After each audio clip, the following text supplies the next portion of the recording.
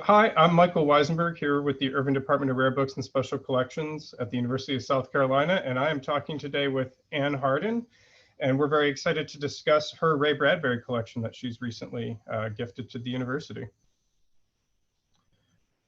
So Ray was born on August 22nd, 1920, and so we're coming up to what would be the centennial of his birth, and it seemed like a really good idea to memorialize and remember Ray, his biography and his life as a writer, by talking to Anne, a close friend of Ray's and a great collector of Ray Bradbury material.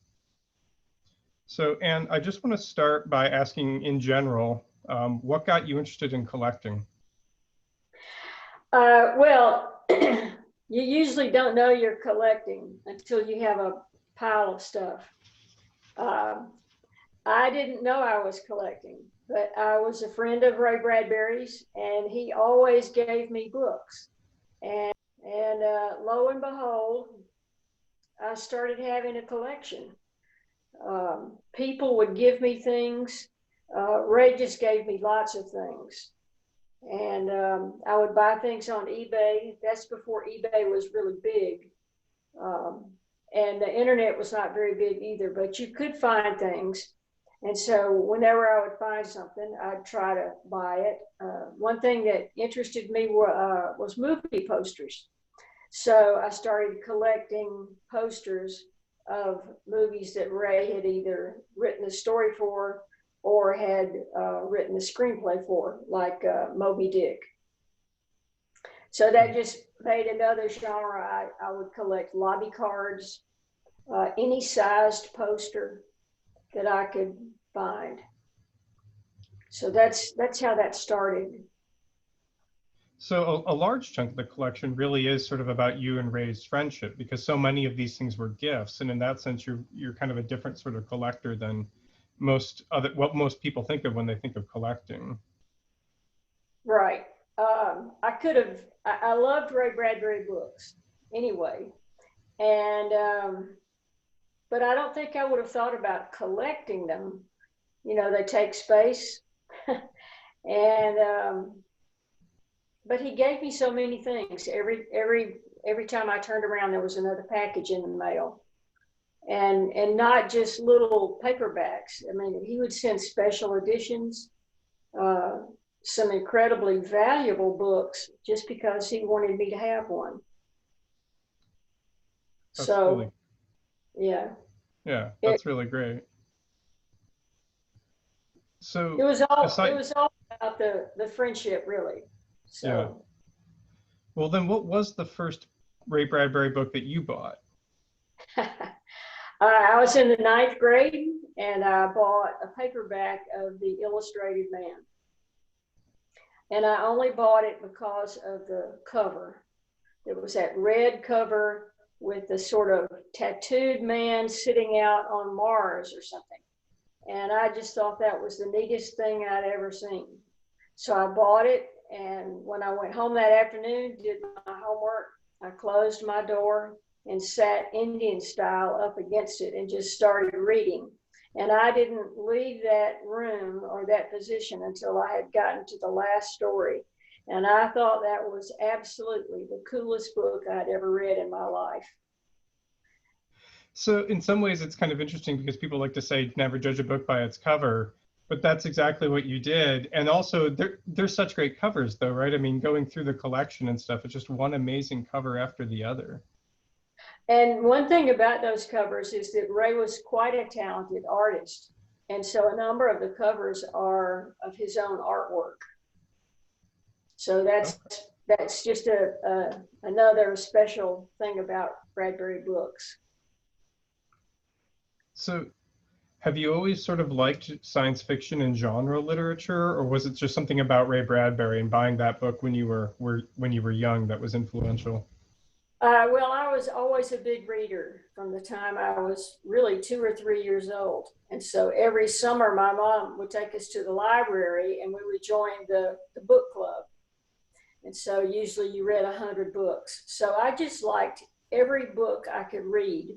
My mom bought me a box of 36 classics. So I read Little Men, Little Women, Five Little Peppers and how they grew, you know, Tom Sawyer, Huckleberry Finn, all those classic books.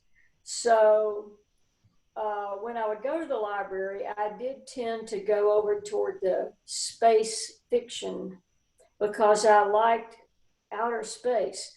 I just thought that was the coolest thing to look at stars.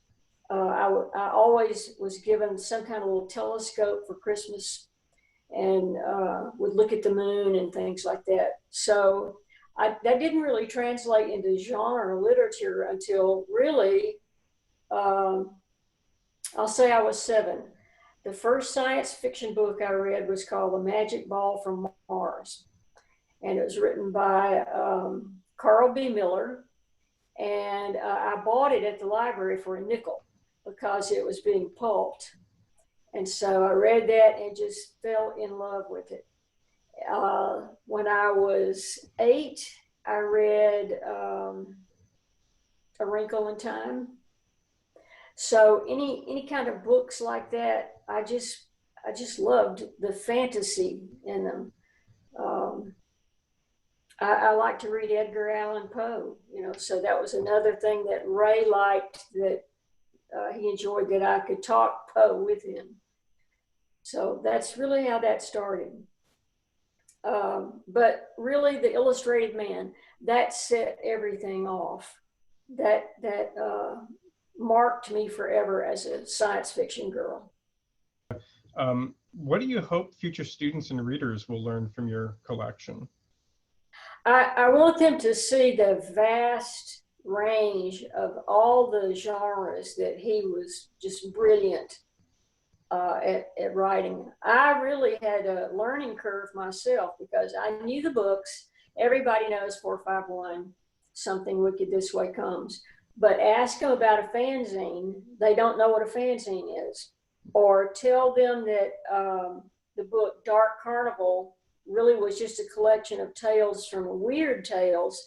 They don't know what a pulp is. So my job, if you want to call it that, was to assemble all the genres as much as I could so that anybody wanting to learn about Ray Bradbury could see what he was writing when he was 17 for fanzines, when he sold the first story to a pulp, how he started his own fanzine, how he got into the slicks with some, that was also kind of odd. One aspect of my collection is that I have every issue of Maclean's magazine, which was a Canadian magazine. And I can't tell you how many years I was told I would never get all the Bradbury stories. I have every one. What do you think Ray would want us to know about his books? So I understand from your perspective, you know, wanting to make sure that, you know, people will be able to learn more about Ray and a little bit more about his life as a creator more broadly. But what do you think he would want us to take away from this collection? Well, the one thing he always talked about where his own books were concerned was that he loved being a writer. And so he would take any little bit and make a story from that because it was what he loved. And so he would always tell people that he would like for them to read his stories with love in mind, even if it's a gruesome story or a poignant story or one that'll just break your heart. There are different kinds of love when you're a writer, and he would like for people to see all those different aspects of love. And if that's what you want to do, then love what you do and do it as best you can. That's really great. Yeah, I mean, that's a good message. Positive, optimistic. He always used to say that he practiced optimism. Really? So, and he did. He had lots of illnesses and ailments, and it didn't matter what had just happened. He was the most cheerful, friendly, laughing, warm human being out there. He just overlooked every hard knock that had come his way, and he just kept writing. So I thought that was amazing. I have written a book to go along with the exhibit. It's called a Ray Bradbury compendium, and it's about 350 pages with index, has lots of scans. I've uncovered lots of mistakes. I won't call them mistakes necessarily, but in earlier days, it was harder to do certain kinds of research. And it's not just the internet, it's just that we do have a little more access to certain things. So I'm sort of pleased that I've been able to clarify some things that have been thought to be one way for 50 years, and then to find out that that's not the case. So I'm very proud of that. Ray Bradbury was bigger than life, and I just consider that that's one of the most awesome parts of my own life, and I want to make sure that other people experience that awesome part of Ray Bradbury. Well, thanks. So we've been talking with Ann Hardin. She's recently gifted her collection of Ray Bradbury books, magazines, pulps, fanzines, and ephemera, and memorabilia. There's even the bicycle. To the University of South Carolina.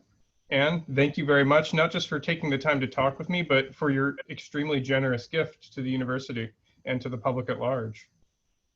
I think a lot of people are going to get a lot of joy out of this. Well, it needs to be saved so that the future can enjoy it just as much as I did.